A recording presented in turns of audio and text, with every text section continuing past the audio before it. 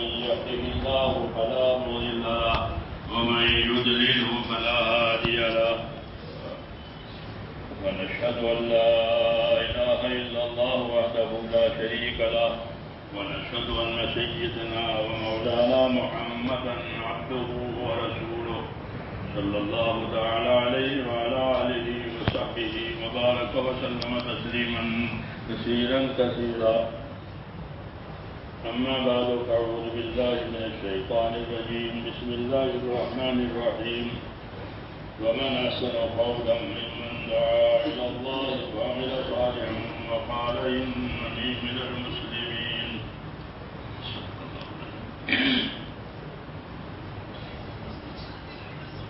بزرگوں اور پیارے بھائیوں، دنیا کو اللہ تعالیٰ نے حقوق ادا کرنے کی جگہ بتایا ہے. دنیا حقوق ادا کرنے کی جگہ ہے اور آخرت بدلہ پانے کی جگہ ہے. یہ ترتیب ہے کہ یہاں حقوق ادا کیے جائیں گے اور آخرت میں بدلہ لیں گے.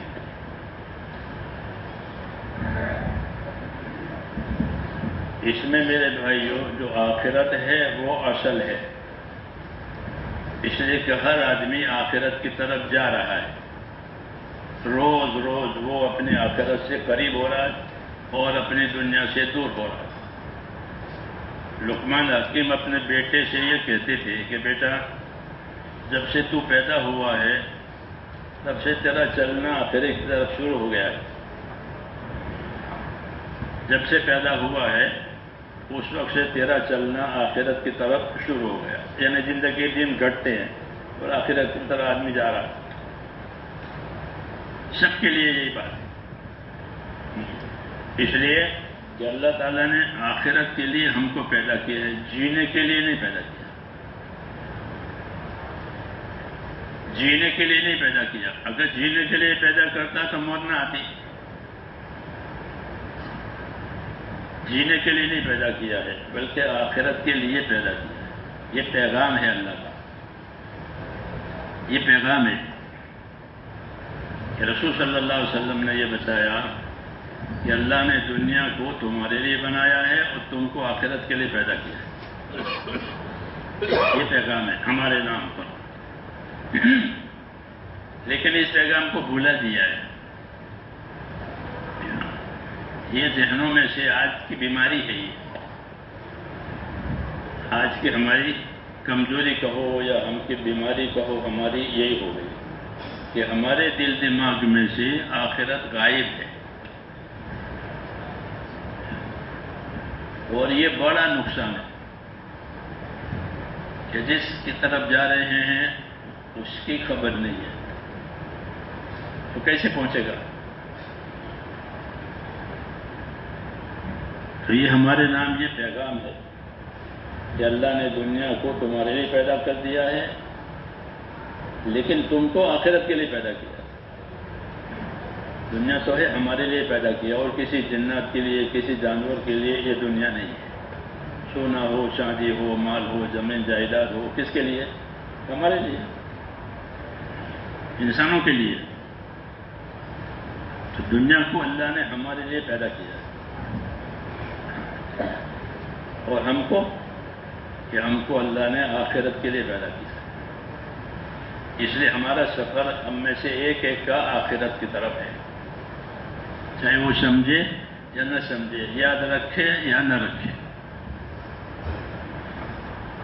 ایک ایک آدمی روز روز اپنے آخرت کی طرف جا رہا ہے. ایک وقت آئے گا کہ وہ اپنی منزل پر اتر جائے گا. جیسے گاڑی روز چلتی رہتی ہے، آدمی اندر سوتا رہتا ہے اور گاڑی چلتی رہتی ہے، لیکن جب اس کی جگہ آئے گی تو یہ اتر جائے گی. آگے جانے کی جگہ نہیں ہے. ہاں، یہ اس کی جگہ ہے. ایسے ہی ہے.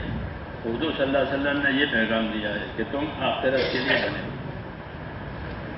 لیکن ہمارے دل و دماغ سے آخرت غائب ہے. کسی کو دھوکہ کہتے ہیں. یہ دنیا کے دھوکہ یہی ہے. کہ جس کام کے لیے آئے تھے اور جس کی جگہ کی طرف جا رہے ہیں اس سے بے خبر ہیں اور دوسری چیز میں لگ گئے ہیں۔ اس لیے ہمارے نام یہ پیغام ہے کہ تم آخرت کے لیے بنو، اپنی آخرت بناؤ۔ دنیا کے جتنے اسباب دیے گئے ہیں اس میں دو باتیں ہیں۔ ایک بات یہ ہے کہ اپنی حاجت پوری کرو، کھانا پینا کمانا، اپنی حاجت پوری کرو۔ دوسری ذمہ داری یہ ہے کہ اس سے اپنی آخرت بناؤ۔ یہ دو ہی کام ہیں، اپنی حاجت راحت پوری کرو اور دوسرا کام کیا کرو کہ اپنی آخرت ان اسباب سے بنا لو۔ اس لیے خوش نصیب آدمی وہ ہے جو اپنی دنیا سے آخرت بنا لے، وہ خوش نصیب ہے۔ ایک فنا ہونے والی چیز سے باقی رہنے والی چیز بنا رہا ہے تو یہ سمجھدار ہے، یہ سمجھدار ہے کہ ایک فنا ہونے والی چیز سے باقی رہنے والی چیز بنا رہا ہے۔ یہ بڑی سمجھداری ہے۔ اس لیے حضور صلی اللہ علیہ وسلم فرمایا الکیس من دان نفسہ وعمل لما بعد الموت، باہوش آدمی وہ ہے جو اپنی ذات کو اللہ کی رضا والے کاموں کا پابند کرے۔ سمجھدار آدمی وہ ہے کہ جو اپنے آپ کو اللہ کی رضا والے کاموں کا پابند کرے، یعنی کہ موت کے بعد کام آنے والا عمل آج کر لے۔ یہ اللہ کی رضا کے پابند کا مطلب ہے۔ جو چیز اس کو موت کے بعد کام آئے گی وہ آج کر لے۔ یہ سمجھداری کی بات ہے، کیوں کہ اس کا رخ بھی آخرت کی طرف ہے، تو وہ اپنی آخرت بنا لے۔ دنیا کو اسی لیے دیا گیا ہے کہ اپنی دنیا سے آخرت بناؤ، اور دنیا سے آخرت بنانے کے لیے کیا اسباب دیے ہیں کہ دنیا سے آخرت بنانے کے لیے ہم کو ایمان دیا ہے، لا الہ الا اللہ محمد الرسول، اس سے آخرت بنے گی، اس سے آخرت بنے گی۔ اگر ایمان نہیں ہے، ایمان نہیں ہے کہ ایمان نہیں ہے تو پھر ایسے آدمی کے لیے نہ دنیا ہے نہ آخرت۔ جس کے پاس ایمان نہیں ہے اس کے لیے نہ دنیا ہے نہ آخرت، کیوں کہ دنیا باقی نہیں رہے گی اور آخرت اس نے بنائی نہیں ہے۔ اس کے لیے نہ دنیا نہ آخرت۔ اس سے زیادہ گاٹا اور خسارہ اور کسی چیز میں نہیں ہے کہ نہ یہاں کا رہا نہ وہاں کا رہا۔ اس لیے میرے بھائیوں، آخرت بنانے میں سب سے پہلا نمبر کس کا ہے کہ کلمے کا اور ایمان کا۔ ایمان سے آخرت بنے گی، اللہ سے تعلق پیدا کرو، یہ دعوت ہے لا الہ الا اللہ۔ کہ کوئی عبادت کے لائق نہیں ہے، کوئی کام بنانے والا نہیں ہے، کوئی زندگی دینے والا نہیں ہے، کوئی موت دینے والا نہیں ہے، تو یہ سب کچھ کرنے والا کون ہے؟ ایک اللہ ہے، وہی زمینوں کا آسمانوں کا تمام چیزوں کا وہی مالک ہے۔ اللہ جو چاہے گا وہ ہوگا، اللہ جو چاہے گا وہ ہوگا، جو اللہ نہیں چاہے گا وہ نہیں ہوگا۔ ہاں، ہم آج اس کو ہی بھول گئے کہ اصل جو ہے وہ تو اللہ کی ذات ہے۔ حضور صلی اللہ علیہ وسلم فرماتے ہیں کہ جو لوگ اپنا اور خدا کا معاملہ ٹھیک کر لیں گے، اللہ ان کا اور دنیا والوں کا معاملہ ٹھیک کر دے گا۔ اللہ سے معاملہ ٹھیک کرو، پھر سارے معاملات ٹھیک ہو جائیں گے۔ جب اللہ ناراض ہے تو کہ اللہ ناراض ہے تو ہر چیز ناراض ہوگی، ہر چیز ناراض ہوگی، ہر چیز میں ناراضگی آ جائے گی۔ کیوں کہ اللہ کے اوپر سے ناراض ہے، تو اللہ کی مخلوق اللہ کے خلاف نہیں کرے گی۔ جب اللہ ناراض، اس لیے میرے دوستوں جب اللہ ناراض ہوتے ہیں تو حالات بگڑتے ہیں۔ حالات اس لیے نہیں جو کہ بیماری آ گئی، اس سے نہیں، یہ تو قدرت کے ظاہر ہونے کی چیزیں ہیں۔ بیماری ہے، مالداری ہے، غریبی ہے، یہ تو قدرت کے ظاہر ہونے کے اسباب ہے۔ اصل بنانے والا کون ہے؟ کہ اصل غریب بنانے والا اللہ، مالدار بنانے والا اللہ، بیمار بنانے والا، تندرستی دینے والا، دشمنی دوستی، یہ سب چیزوں کے بنانے والا ایک اللہ ہے۔ یہی دعوت ہے کہ اس کے ہاتھ میں سب کچھ ہے اور کسی کے ہاتھ میں کچھ نہیں ہے۔ تو جس کے ہاتھ میں سب کچھ ہے کہ اس سے پوچھو، اس سے مانگو، اسے راضی کرو کہ اس کے ہاتھ میں چابی ہے. جیسے مسجد ہے نا کہ بھائی جماعت آئی کہ چابی غسل خانے کی وضو خانے کی چابی کس کے پاس ہے؟ کیا متولی صاحب کے پاس ہے؟ تو متولی صاحب کا کیا میرے پاس نہیں ہے، وہ تو مؤذن کے پاس ہے. فائدہ ہے کہ جس کے پاس چابی ہے اس کے پاس جایا جائے، جس کے پاس چابی نہیں ہے اس کے پاس جا کر کیا کرو گے؟ ہے نہیں بات؟ کبھی مؤذن کے پاس چابی ہے وضو خانے کی کہ ان سے بھی وہ مؤذن لیں گے. تو میرے بھائیوں یاد رکھنے کی بات یہ ہے کہ سارے حالات کی چابیاں اللہ کے ہاتھ میں ہیں، چاہے کسی کی سمجھ میں آوے یا کسی کی سمجھ میں نہ آوے. لہو مقالید السماوات والارض، اللہ ہی کے ہاتھ میں ہے زمینوں کی، آسمانوں کی، دلوں کی، سب کی چابیاں اللہ کے ہاتھ میں ہیں. تو جس کے ہاتھ میں سب کچھ ہے کہتے ہیں اس کی طرف جاؤ. جس کے ہاتھ میں کچھ نہیں ہے اس کے پاس جا کر کیا کرو گے؟ تو دنیا کے اسباب اور دنیا کے اسباب والے کہ ان سے کچھ نہیں ہوگا جب تک اللہ نہ چاہے. یہ بت ہے. بت سے کیا ہوتا ہے؟ بت سے کیا ہوتا ہے؟ اس سے بیماری ہو جاتی، اس سے بیماری دور ہوتی ہے، بت سے اولاد ملتی ہے. بت ہے، اس کو خود خبر نہیں میں کون ہوں. ہاں ایسے میرے بھائیوں یاد رکھو کہ دنیا کی ہر طاقت بت ہے. مال بت ہے. مال کیا ہے؟ کہ وہ بھی بت ہے. کہ مال سے کیا ہوگا؟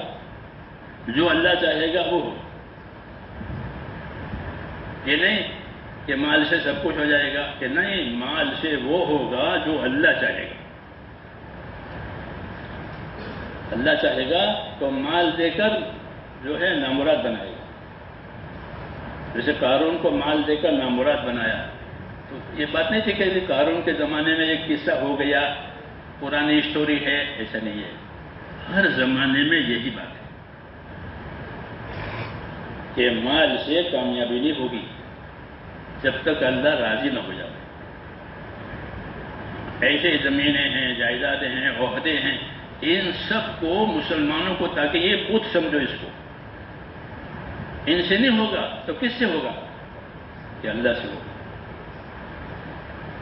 ہاں اللہ کو اپنے ساتھ کر لو، اس کو ایمان کہتے ہیں. کیا کہتے ہیں؟ اس کو ایمان کہتے ہیں کہ اللہ کو اپنے ساتھ کرو، پھر تم کو اللہ اپنی قدرت سے کامیاب کرے گا. چاہے چیزیں دے کر کامیاب کرے، چاہے بغیر چیزوں کے کامیاب کرے. اللہ تو سب کچھ کے بغیر سب کچھ کرنے والا ہے. کچھ بھی نہیں تھا، اللہ نے سب کچھ کیا ہے. زمینوں کو، آسمانوں کو، سمندروں کو، پہاڑوں کو کس نے بنایا ہے؟ اللہ نے بنایا. کچھ نہیں تھا، اللہ نے سب کچھ بنایا. ایسے آئندہ بھی میرے دوستو اللہ کی قدرت اپنا کام کرتی رہے گی.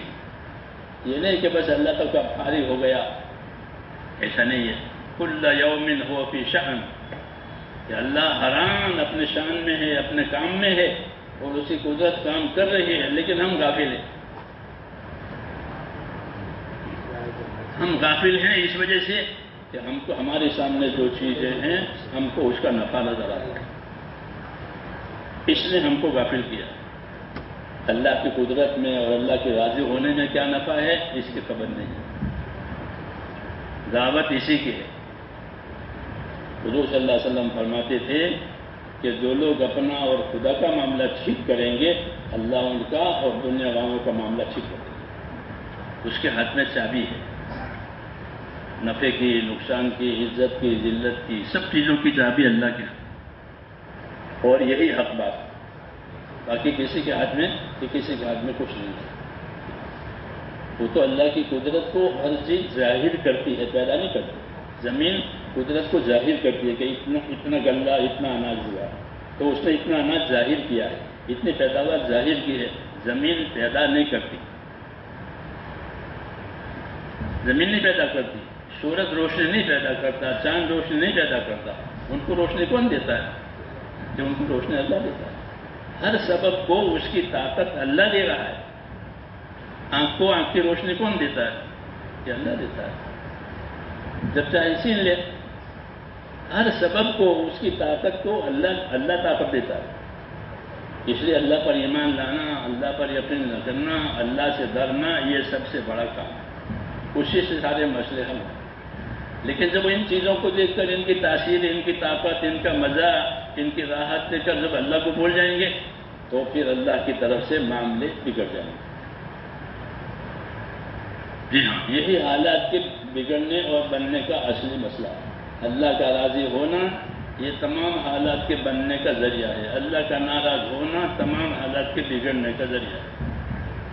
پھر اللہ حکومت دے کر بھی نامراد بنائے گا، جیسے کہ فرعون کا نامراد بنایا، مال دے کر نامراد بنایا، اس لیے ان کے نمونے رکھتے ہیں اللہ تعالیٰ نے۔ یہ نمونے ہیں جو قرآن شریف میں قصے ہیں نا، وہ نمونے ہیں۔ ان کو مال بھی دیا، نامراد بھی بنایا، ان کو حکومت دی اور نامراد بنایا، ان کو زمین جائیداد دی، ان کو نامراد بنایا، ان کی میجورٹی ہوئی، ان کو نامراد بنایا، ان کو کارخانے دیے، ان کو نامراد دیا۔ یہ سب قرآن پاک میں ہے۔ یہ سب جتنی ترقیاں اب ہیں وہ سب ہے، لیکن جب ان کے پاس دین نہیں ہوا تو اللہ نے ان کو نامراد بنایا۔ ہم امت کو یہ سبق سمجھایا کہ تم ان چیزوں کے لیے نہیں ہو، تم تو رہبری کرنے کے لیے ہو۔ یہ امت ان چیزوں کے لیے نہیں ہے، یہ تو چیزوں والوں کو رہبری کرنے کے لیے۔ اس امت کو اللہ نے رہبر بنایا ہے کہ یہ حق کی طرف رہبری کرے۔ ایک ایک امتی، اس امت کا ایک ایک امتی وہ رسول صلی اللہ علیہ وسلم کا نائب ہے۔ رسول صلی اللہ علیہ وسلم رہبر ہیں، حق کی طرف، خیر کی طرف راستہ بتانے والے ہیں۔ اب رسول صلی اللہ علیہ وسلم نہیں ہے تو کام ختم ہو گیا؟ نہیں، آپ کا کام ختم نہیں ہوگا۔ اگر کچھ نہیں کریں گے تو اللہ دوسرے لوگوں کو لائے گا، یہ ہے۔ اگر تم نہیں کرو گے تم دوسروں سے لائیں گے اور دوسروں سے کرائیں گے۔ اللہ بڑی قدرت والا ہے۔ اس لیے میرے دوستو، ہمارا شرف، ہماری عزت، ہماری کامیابی اسی میں ہے کہ جن ذمہ داریوں کے لیے اللہ تعالیٰ نے ہم کو پیدا کیا ہے، اپنی ذمہ داریوں میں ہم خبردار ہیں۔ ہماری ذمہ داری ہے کہ اپنے ایمان کو تازہ کریں۔ کیا کریں؟ اپنے ایمان کو تازہ کریں، کہ اپنا ایمان ایسا بنائیں کہ وہ ایمان ہمیں اللہ کی ناراضگی سے بچائے۔ اپنے ایمان کو ایسا بنائیں کہ جو ہمیں اللہ تعالیٰ کی ناراضگی سے بچائے اور اللہ تعالیٰ کے رضا والے راستے پر ہم کو لے جائے۔ یہ بات ایمان سے ہوگی۔ دیکھو، ہر مشین اندر کی طاقت سے کام کرتی ہے، وہ ہے بات۔ اگر مشین کے اندر کی طاقت ختم ہو جاوے تو پھر کچھ نہیں، گھڑی بند ہو گئی، اتنی بڑی گھڑی ہے، بند ہو گئی۔ کیا مطلب ہے کہ اس کے اندر کی طاقت ختم ہو گئی۔ اب یہ اوپر ڈھانچہ ہے۔ یہ ایسے ہی میرے دوستوں مسلمان بھی ہیں کہ مسلمان اپنے دین پر اندر کی طاقت سے چلے گا۔ اگر اندر کی طاقت ہے تب تو وہ کرے گا وہ کام جو اللہ تعالیٰ کو راضی کرنے والا ہے، کچھ کاموں سے بچے گا کہ جو اللہ تعالیٰ کو ناراض کرنے والے ہیں۔ وہ کام اپنے جان مال کو ان جگہ استعمال کرے گا جہاں سے اللہ تعالیٰ نے ان کو رہبری کی۔ یہ بات اندر کی طاقت سے ہوگی، باہر کی طاقت سے نہیں ہوگی۔ ہر مشین کا یہ قاعدہ ہے کہ وہ اپنے اندر کی طاقت سے کام کرتی ہے۔ اگر اندر کی طاقت فیل ہو جاوے تو پھر وہ بوجھ ہے کہ بھئی گاڑی ہو گیا کہ پنچر ہو گیا۔ اب نہ بیٹھنے کے، نہ چلنے کے، نہ اس کو لے کے بیٹھو، کیا وہ پنچر ہے، خراب ہو گئی ہے، یعنی اندر کی طاقت پھیل۔ اب بولا ہو کسی کاریگر کو، ایک تو جو حال مشینوں کا ہے وہی ہمارا ہے۔ اگر اندر کی طاقت پھیل ہو گئی تو ہم جو حقوق ہمارے اوپر اللہ نے قائم کیے ہیں وہ ادا نہیں ہوں گے۔ اور یہی آج ہو رہا ہے کہ ہماری اندر کی طاقتیں روز بروز گھٹ رہی ہیں۔ ایمان، یقین، اللہ کا خوف، آخرت کی فکر، قیامت کی جوابداری کی فکر، یہ روزانہ کم ہو گئی۔ یہی اس امت کی سب سے بڑی بیماری ہے۔ اس امت کی کیا بیماری ہے کہ ان کے اندر سے آخرت کی فکر گھٹ جائے گی، تو پھر وہ آخرت کے لیے ان کو آمادگی نہیں ہوگی، تیاری نہیں ہوگی کہ مجھے اپنے آخرت کے لیے، حالانکہ جا رہا ہے آخرت کی طرف۔ اسی کو ایمان کہتے ہیں کہ اللہ نے جن چیزوں کا وعدہ کیا ہے اس وعدے پر کام کرے، اللہ نے جن چیزوں سے ڈرایا ہے اس سے ڈر کر کے اس کام کو چھوڑے۔ اس سے بنتا ہے ایمان. حضور صلی اللہ علیہ وسلم فرماتے تھے اپنے ایمان کو تازہ کرو، اپنے ایمان کو تازہ کرو. جیسے ہاں ہوتے نا آج تو قانون کی چیزیں، لائسنس ہے کہ لائسنس تازہ کرو، نیا کرو، نہیں تو کام نہیں دے گا. ایسے ہی میرے بھائیوں اپنے ایمان کو تازہ کرو تاکہ وہ ایمان اللہ تعالیٰ کے حقوق کو ادا کرائے. ایمان سے آدمی اللہ تعالیٰ کا حق ادا کرے گا. اگر اس کا ایمان کمزور ہے تو جیسے بیمار ہے، یہ بیمار اپنی حاجت بھی نہیں پوری کر سکتا، کام تو کیا کرے گا وہ؟ اس کو تو پانی پینا ہے تو بھی لاچار ہے، کوئی پانی پلاوے تو پانی نہیں کرے گا، بیمار ہے. ایسے ہی میرے دوستوں اندر ان کی یہ بیماریاں لگتی ہیں کہ جس کی وجہ سے جو حقوق ہمارے اوپر آئے ہیں وہ ادا نہیں ہو رہے. وہ یہی ہمارا قصور ہے.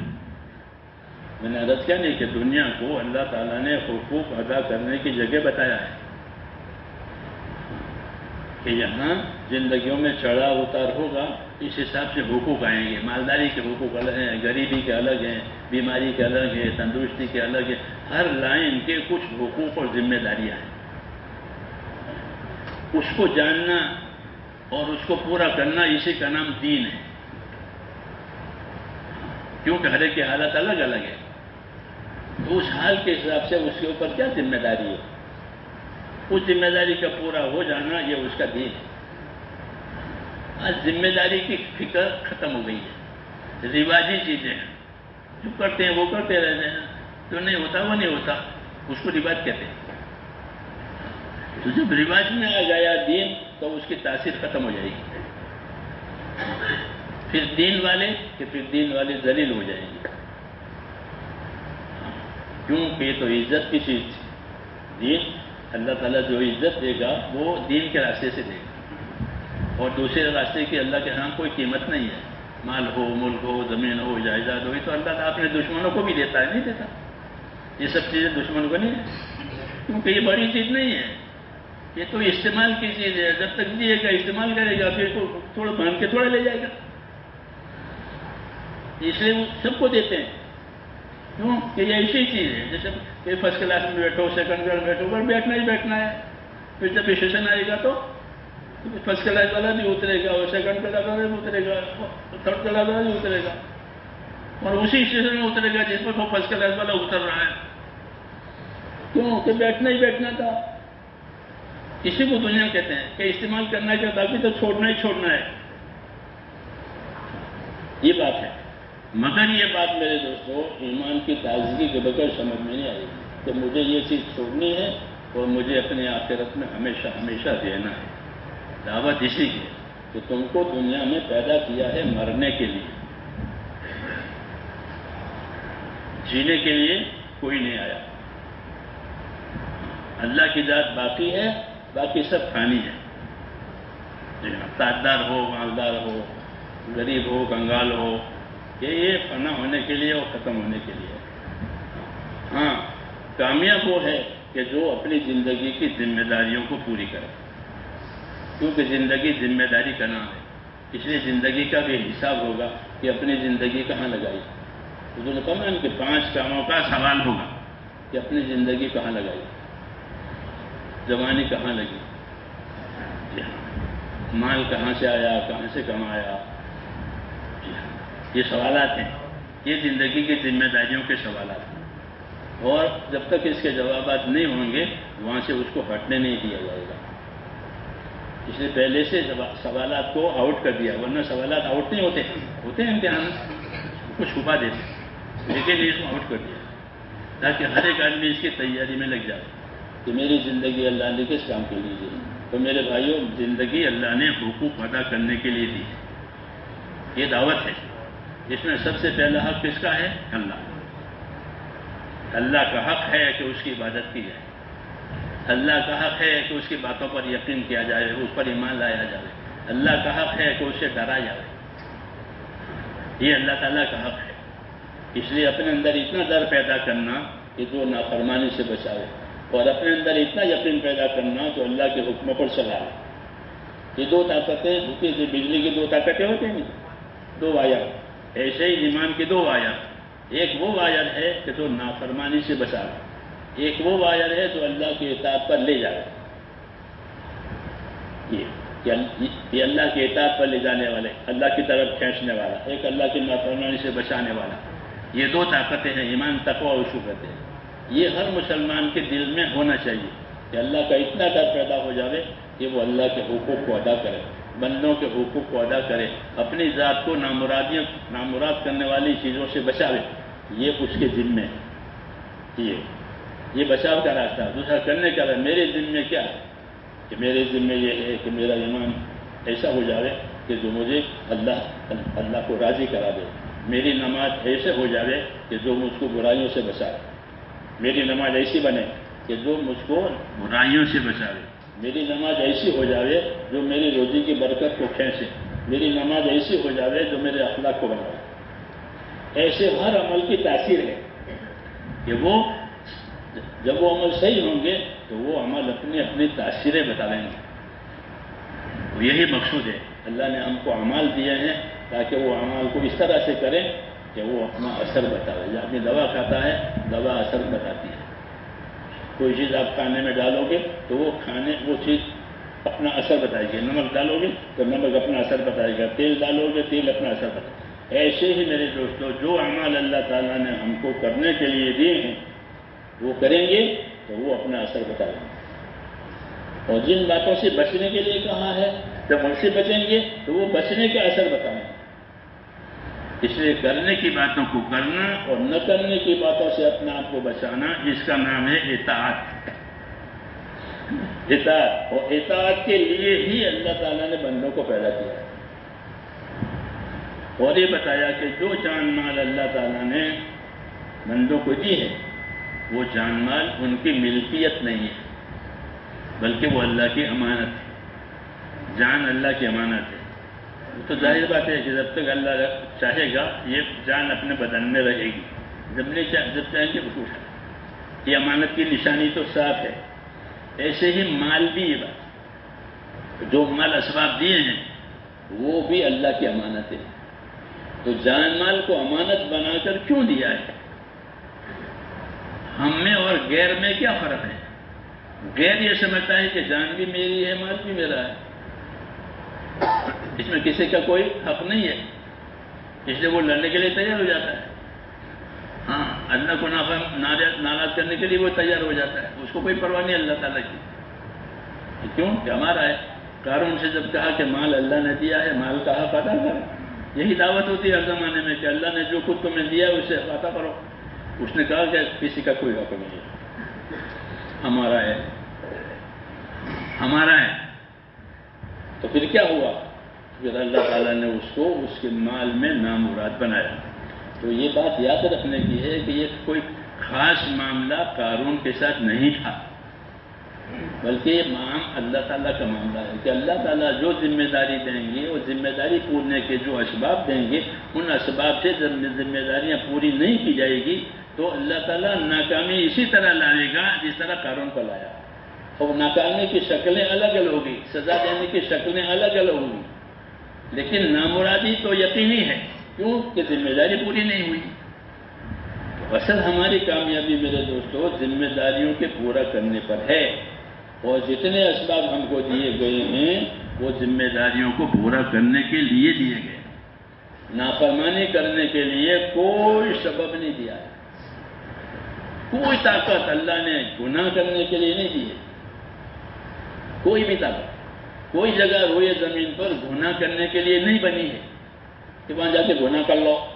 دیکھیں وہاں جا کے سگریٹ پی لو، ہوتے نا سگریٹ پینے کی جگہ بنائی، وہاں جا کے سگریٹ پی لو، یہاں سگریٹ مت پیو. یہ مثال کے لیے کہہ رہا ہوں کہ وہ نہیں پینے دیتے کہ یہاں نہیں پی سکتے، وہاں جاؤ. لیکن گناہ کے لیے، یہ گناہ کے لیے کوئی جگہ بھی نہیں ہے اور گناہ کرنے کے لیے کوئی طاقت بھی نہیں دی ہے. اس لیے ہم کو ایمان کے راستے سے یہ سکھایا ہے کہ جتنی طاقتیں اللہ تعالیٰ نے ہم کو دی ہیں وہ اللہ کی امانتیں ہیں، ہماری نہیں ہے. ہماری نہیں ہے، وہ نعمت بھی ہے اللہ کی. آنکھیں نعمت ہے، کان نعمت ہے، زبان نعمت ہے، تندرستی نعمت ہے، اولاد وہ نعمت بھی ہے اور وہ اللہ کی امانت بھی ہے.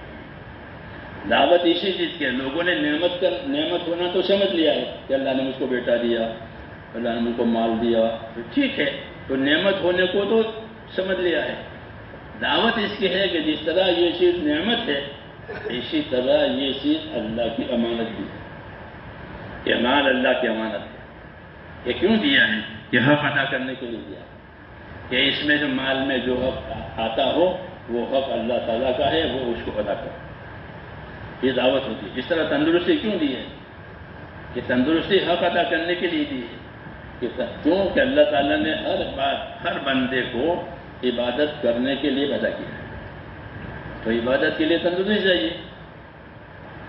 کیونکہ تندرستی کی کیسے عبادت کرے گا؟ جب وہ اپنی ضرورت پوری نہیں کر سکتا تو عبادت کیسے کرے گا؟ اس لیے میرے بھائیوں، زندگی کا زیادہ زمانہ تندرستی میں گزرتا ہے. ہر ایک کا بات ہے نہیں. زندگی کا زیادہ زمانہ کس میں گزرتا ہے؟ تندرستی میں. اللہ تندرستی دیتا ہے. کیوں؟ کہ عبادت کے لیے پیدا کیا تھا. جب عبادت کے لیے پیدا کیا ہے تو اس کو عبادت کا موقع دینا چاہیے. تو زندگی کا زیادہ زمانہ ہر ایک کا تندرستی میں گزرتا ہے. وہ اسی وجہ سے ہے کہ ہم نے اس کو عبادت کے لیے پیدا کیا ہے. پھر عبادت کے اسباب دیتے ہیں، سمجھ دیتے ہیں، عقل دیتے ہیں. پھر علم اللہ نے اتارا ہے، عبادت کا علم، ہر لائن کا علم نبی لاتے ہیں تاکہ ہر لائن کی رہبری ہو جائے. یہ سب چیزیں میرے دوستو اللہ اپنی پوری کر رہا ہے. کیوں؟ تاکہ زندگی کی ذمہ داریاں پوری ہو جائیں. یہ ہے ذمہ داری کی جگہ، اور یہ زندگی امانت ہی امانت ہے. یہ سبق ہے ہمارا. لیکن ہم نے اس کو اپنا حق سمجھ لیا کہ زندگی میری ہے، مال میرا ہے، تو اب میں جو چاہوں کروں. کہ یہ اس کو گمراہی کہتے ہیں. کیا کہتے ہیں کہ راستے پر نہیں ہے، یہ غلط راستے پر ہے. اسے دعوت دی جاتی ہے کہ اپنا راستہ بدلو، اپنا راستہ بدلو تاکہ مراد کو پہنچ جاؤ. کہ جو آدمی بٹا جائے گا وہ منزل کو کیسے پہنچے گا؟ ہر آدمی کی منزل ہے. حدیثوں میں ہے کہ ہر آدمی کے لیے 2 ٹھکانے بنے ہوئے ہیں. ایک ٹھکانہ جنت میں ہے، ایک ٹھکانہ جہنم میں ہے. وہ اصلی ٹھکانے ہیں، پھر وہاں سے کہیں جانا نہیں ہے. وہ ہر آدمی کے لیے 2 سیٹیں ہیں. اس کی ایک سیٹ جہنم میں ہے، ایک سیٹ جنت میں ہے. یہاں دونوں راستے کھولے ہیں اللہ تعالیٰ نے. یہ راستہ جہنم میں لے جائے گا، یہ راستہ جنت میں لے جائے گا. نبی اسی لیے آتا ہے تاکہ جنت جہنم کے راستے کو واضح کرے. نہیں تو آدمی عقل سے نہیں سمجھ سکتا کہ میں کس راستے جنت میں جاؤں گا، کس راستے جنت میں. تو نبی آنے والی باتوں کی رہبری کرتے ہیں کہ یہ معاملہ تمہارے ساتھ آنے والا ہے، میں اس کی رہبری کے لیے آیا ہوں. موجودہ باتوں پر زیادہ وہ زور نہیں دیتے کہ مالدار بنو، غریب بنو، عہدیدار بنو. اس سے نبی زیادہ زور نہیں دے گا، بلکہ نبی اس پر زور دے گا کہ ایماندار بنو، سچے بنو، اخلاق والے بنو، مطلبی مت بنو، دوسروں کی مدد کرو. یہ نبی بتائیں گے کیونکہ یہ انسانی زندگی کی خوبیاں ہیں. جی ہاں، اس پر دعوت دیں گے. تو میں نے کہا نبی وہ اس کی رہبری ہے تاکہ راستہ جنت کا آسان ہو جائے. جی ہاں، تو ہر آدمی کی سیٹ ہے. جنت میں بھی سیٹ ہے، جہنم میں بھی سیٹ ہے. اور دنیا میں راستے بھی 2 بتائے ہیں اللہ نے کہ دیکھو یہ راستہ غلط ہے، یہ راستہ صحیح ہے. جیسے سڑکوں میں ایک لال رنگ ہے، ایک ہرا رنگ ہے. لال رنگ بچنے کے لیے، ہرا رنگ جانے کے لیے. 2 راستے کھلا ہوا. تو جو سمجھدار ہوگا وہ اس کی رعایت کرے گا کہ بھئی یہ بچنے کے لیے ابھی یہ لال اور یہ چلنے کے لیے. ایسے یہاں بھی ہے میرے دوستوں، یہ 2 راستے اللہ تعالیٰ نے کھولے ہیں. ایک راستہ کامیابی کا ہے، ایک راستہ ناکامی کا ہے. جو راستہ ناکامی کا ہے اس میں خواہشات ہے. کیا ہے؟ منشاہیاں ہے. جو راستہ منشاہیوں کا ہے کہ وہ نامراد بنائے گا. کہ وہ آخر میں کہ منشاہی کا انجام جہنم ہے. حدیثوں میں ہے کہ جو راستہ جہنم والا ہے اس میں منشاہیاں ہیں. جو جی میں آگے کرو، کوئی پوچھنے والا نہیں ہے، کسی سے ڈرنا نہیں ہے، جو جی میں آگے کرو. یہ دھوکہ ہے. کیونکہ تم ایسا نہیں ہے کہ کوئی پوچھنے والا نہیں ہے. جس نے تم کو بنایا ہے وہ تمہیں پوچھے گا. اس لیے شیطان یہ دھوکہ دیتا ہے کہ کوئی بات نہیں کرو، یہ تو دنیا ہے. میرے بھائیوں ایسی بات نہیں ہے. اللہ تعالیٰ ہر کام کا نتیجہ لاوے گا، ہر کام کا. اور آدمی نتیجہ دیکھے گا یا اچھا یا برا. جب وہ برا نتیجہ دیکھے گا تو وہ پچھتائے گا. تو کہے گا پچھتانے سے اب کوئی فائدہ ہی نہیں ہے، ہم نے تو یہ راستہ کھول دیا، یہ راستہ جو ہے نامرادی کا ہے، وہ راستہ خواہشوں کا ہے، منشاہیوں کا ہے۔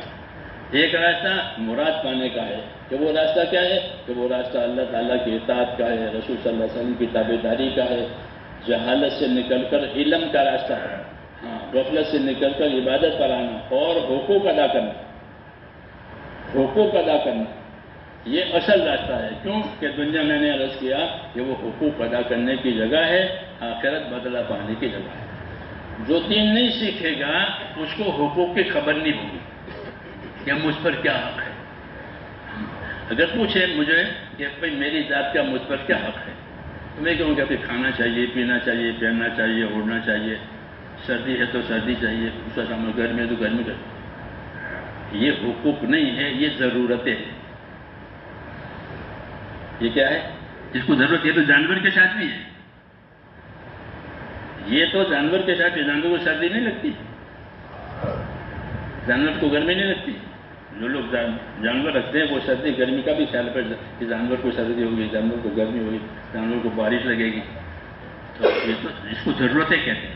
تو ضرورت ہر جاندار کے ساتھ ہے، تو ضرورتوں میں لگ جانا یہ کامیابی کا راستہ نہیں ہے۔ سمجھ نہیں نا بات؟ آج یہ ہو گیا ہے کہ ہماری ضرورت ہے، ہماری ضرورت ہے، ہماری ضرورت ہے، تو بھائی ضرورت جانور کے ساتھ بھی ہے۔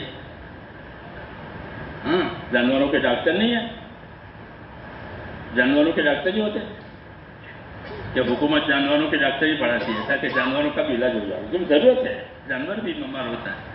اس لیے ضرورت پورا ہو جانا یہ کوئی اصل بات نہیں ہے۔ اصل بات یہ ہے کہ جس کام کے لیے پیدا ہوئے ہیں وہ ہو جاؤ، پھر اس کا نتیجہ آئے گا کہ یہ اس چیز اس کام کے لیے ہے۔ جیسے زمین فصل لینے کے لیے ہے، اگر زمین میں فصل نہیں آئی تو زمیندار اس کو اپنی نامرادی سمجھتا ہے کہ کچھ نہیں ہوا، سوکھا پڑ گیا۔ ایسی میری جیسے وہ زندگی، یہ زندگی آخرت بنانے کے لیے ہے، یہی آخرت زندگی کا فصل لینا ہے۔ جس کی زندگی کا آخرت بن گئی تو ایسا ہے زمیندار نے زمین سے فصل لے لی تو مالدار ہو جائے گا فصل لے کر کے۔ ایسے میرے بھائی چوتھی زندگی سے میرے سے آخرت بنی، وہ آخرت میں ہمیشہ کے لیے کامیاب ہو جائے گا۔ اس لیے حضور صلی اللہ علیہ وسلم نے فرمایا کہ ہر ایک کی ایک سیٹ دوزخ میں ہے، ہر ایک کی ایک سیٹ جنت میں بھی ہے۔ اور راستے دو بتائیں کہ یہ راستہ خواہشوں کا ہے، منشاہیوں کا ہے، آرام راحت کا ہے، غفلت کا ہے، اور یہ سب ذمہ داریوں کا ہے کہ اس میں ایمان بھی ہے، اعمال بھی ہے، اخلاق بھی ہے، اخلاص بھی ہے، دوسروں کے حقوق کی پرواہ ہے، یہ سب چیزیں یہ راستہ کامیابی کا، اسی کی دعوت ہے اور اسی کے لیے میرے دو ہم کو زندگی دی ہے۔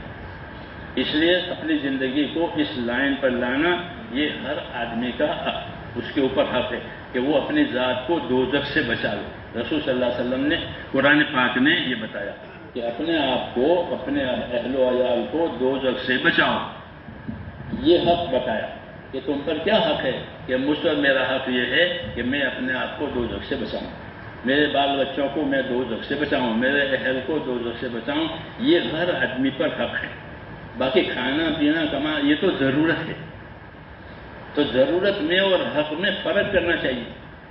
اگر ضرورت میں اور حق میں فرق نہیں کریں گی تو پھر یہ غفلت میں زندگی گزر جائے گی اور حقوق باقی رہیں گے، حقوق باقی رہیں گے، اس کا حساب دینا پڑے گا کہ بھائی ہم نے تو راحتوں میں ضرورتوں میں سب کچھ کیا، یہ راحت کی چیز ہے، یہ راحت کی چیز ہے، تو یہ تھوڑی دیر کے لیے ہے، کہاں تک کہ موت تک کے لیے۔ جتنی ضرورتیں ہیں، جتنی راحتیں ہیں، اس کا تعلق موت تک کے لیے۔ جب موت آ گئی ساری راحت ضرورت کا سلسلہ ختم ہو گیا، اب دوسری ضرورتیں پیدا ہو جائیں گی، قبر میں دوسری ضرورت نظر آئے گی، جی ہاں یہاں دوسری ضرورت نظر آتی ہے، قبر میں دوسری ضرورت نظر آئے گی، اور وہ کہ وہ آدمی کے عمل سے پوری ہوگی۔ اس لیے میرے دوستوں عمل کی دعوت دی ہے، وہی اصل زندگی ہے کہ اپنی زندگی اللہ تعالیٰ کے تعلق والی، عمل والی، اور جو امانتیں اللہ تعالیٰ نے جان کی، مال کی، سمجھ کی دی ہے اس سے حقوق ادا کرے اور حقوق ادا کر کے جانے تو پھر وہ کامیاب ہے۔ اس کے لیے دین سیکھنا پڑے گا۔ جب دین سیکھیں گے تو ہم کو اپنے حق کی خبر پڑے گی کہ مجھ پر کیا کیا حق ہے، اور دین نہیں سیکھا ہے تو میری ضرورت میری راحت، میری ضرورت میری راحت، پھر ایک دوسرے سے آگے بڑھیں گے۔ اس میں حدیثوں میں کہ پھر ایک دور آئے کہ تم ایک دوسرے سے آگے بڑھو گے، دنیا کی ترقی میں ترقی ہو اور آخرت ذہن سے نکل جائے گی۔ ہاں، پھر جب موت آئے گی تو سارا قصہ ختم ہو جائے گا. یہ اس کو غفلت کہتے ہیں. اللہ تعالیٰ اس سے بچاؤ. اس لیے میرے دوستوں اپنی زندگی کا رخ آخرت کی طرف کرنا اور دین کو اپنی زندگی میں لا کر کے جو جو حقوق ہمارے اوپر ہیں اللہ کے، اپنی ذات کے، دوسروں کے، یہ ادا کیے بغیر کامیابی نہیں ہوگی. اس لیے زندگی کو دین پر لانا اور اپنے آپ کو دیندار بنانا یہ ہماری سب سے بڑی ضرورت ہے. کھانے پینے سے بھی زیادہ، دوا دارو سے بھی زیادہ. کہ وہ تو ضرورتیں ہیں اور یہ تو اصل ہے. کیوں کہ جو آخرت میں کامیاب ہوا وہ ہمیشہ کا کامیاب، جو نامراد ہوا وہ ہمیشہ کا نامراد. کوئی اپیل نہیں ہے وہاں، کوئی اپیل نہیں ہے. جو ہو گیا وہ ہو گیا بس. اس لیے آدمی یا تو پچھتاوے میں پڑ جائے گا یا خوشی میں رہے گا. یہ ہے اور یہ بات ہر ایک کے سامنے آنے والی ہے. تو اس لیے میرے بھائیوں ہم کو اللہ نے دین دیا ہے، وہ دین کی محنت سے آئے گا. زمین کی محنت سے زمین کا فائدہ، تجارت کی محنت سے تجارت کا فائدہ، دین کی محنت سے دین کا فائدہ. جب دین کی محنت نہیں ہوگی دین کا فائدہ کیسے ملے گا؟ کہ دین کو سن کر کے چھوڑ دیں. دین کو سن کر کے چھوڑ دیتے ہیں. جیسے لوگ بہت سے لوگ اذان سن کر نماز نہیں پڑھتے. اذان سنیے تو ظاہر بات ہے کہ اذان تو ایک ذمہ داری یاد دلانے کے لیے تھی، ذمہ داری نہیں ہوئی تو یہ اللہ کے ساتھ ایک حجت بن جائے گی کہ تم نے اذان سنی تھی کہ ہاں پھر نماز کیوں نہیں پڑھی؟ تم کو دین کی بات پہنچی تھی کہ ہاں کہ پھر کام کیوں نہیں کیا؟ حدیثوں میں ہے کہ جو جو باتیں دین کی پہنچی ہے اس کے بارے میں سوال ہوگا کہ تمہارے پاس وہ دین کی بات پہنچی تھی اس پر کتنا عمل کیا. وہ 5 باتیں ہیں، 5 میں سے ایک یہ بھی ہے کہ دین کی جو جو باتیں کانوں پر آئی تھی، سمجھ میں آئی تھی، اس پر کتنا کام ہوا. یہ سوال ہے 5واں. تو اس سوال کی بھی تیاری کرنی ہے. جس طرح اپنی ضرورتوں کی، راحتوں کی ہم تیاری کرتے ہیں اس کی بھی تیاری کرنی ہے. اس میں ہماری کامیابی ہے اور اسی سے انشاءاللہ دنیا کی برکتیں آئے گی اور آخرت کا بدلہ ملے گا. دین میں دونوں فائدے ہیں. دنیا برکتوں کے ساتھ ملے گی، آخرت بدلے کے ساتھ ملے گی ہمیشہ ہمیشہ کے لیے. اگر دین نہیں ہوگا تو دنیا الجھنوں کے ساتھ ملے گی، الجھنیں ہوگی. ہاں الجھنوں کے ساتھ جیسے آج ہو رہا ہے کہ دنیا ہے لیکن بہت الجھنیں، نیچے سے اوپر تک کوئی برکت نہیں ہے. جہاں ہے وہیں کی وہیں ہے، لیکن حرص ہے مالدار بننے کا بس، اور کچھ نہیں ہے. اس لیے میرے بھائیوں صحیح راستہ یہی ہے. کام کریں گے تو حقیقت کھلے گی، کام نہیں کریں گے تو دھوکہ کھائیں گے. جو کام نہیں کرے گا وہ دھوکہ کھائے گا کہ نقصان کو نفع سمجھا تھا، نفع کو نقصان سمجھا تھا. اس لیے دھوکے سے بچنے کے لیے حقیقت پر آنا ضروری ہے. اور حقیقت پر آنے کے لیے دین اور دین کی محنت. جب دین ہوگا، دین کی محنت ہوگی تو پھر حقیقت پر آ جائیں گے. جیسے صحابہ کرام کہ بالکل جہالت میں تھے، جب دین آیا تو حقیقت پر آ گئے. اب ان کی ایک ایک بات، ان کی زندگی، ایک ایک کام قیمتی ہو گیا اور ان کی زندگی دوسروں کے لیے نمونہ ہو گئی. ان کی دعاؤں میں ہر وقت قبولیت ہوتی ہے. وہ ہر وقت آخرت کی فکر کے ساتھ رہتے تھے. اس لیے ان کی دنیا صاف ستھری، دنیا ان کی صاف ستھری، الجھنوں والی نہیں، صاف ستھری دنیا، زندگی صاف ستھری. یہ برکت ہے، وہ دین سے ملے گی. اس لیے میرے بھائیو اس کی دعوت ہے کہ اپنی زندگی کو دین پر لانا یہ ہر مسلمان کی ذمہ داری ہے. اس کو مرنا ہے اس لیے کیونکہ مر کر کے زندگی کا حساب دینا ہے. تو وہ حساب دین سے ہوگا. نہیں پوچھیں گے تم کتنے مال کمایا، کتنے، کہ دین کتنا ہے یہ بتاؤ. 100% دین ہوگا 100% کامیاب ہو جائے گا. اس لیے اپنی اصلی محنت اور فکر دین بنانے کے، اس کے لیے کہتے ہیں کہ اپنے آپ کو دین پر لانے کے لیے دین کی محنت کرو، دین کو سیکھو. یہ ہر ایک کے ذمہ ہے، ہر ایک کے ذمہ ہے کہ یہ کرے وہ، تاکہ وہ اپنے آخرت میں کامیاب ہو کر کے جائے. تو میرے بھائیوں اس کے لیے، اس کے لیے دعوت دیتے ہیں کہ حقوق ادا کرنے کی جگہ دنیا ہے، وہ دین سیکھے بغیر حقوق ادا نہیں ہوں گے. آپ اس کے لیے بتاؤ کہ دین کی محنت کریں گے تو دین آئے گا.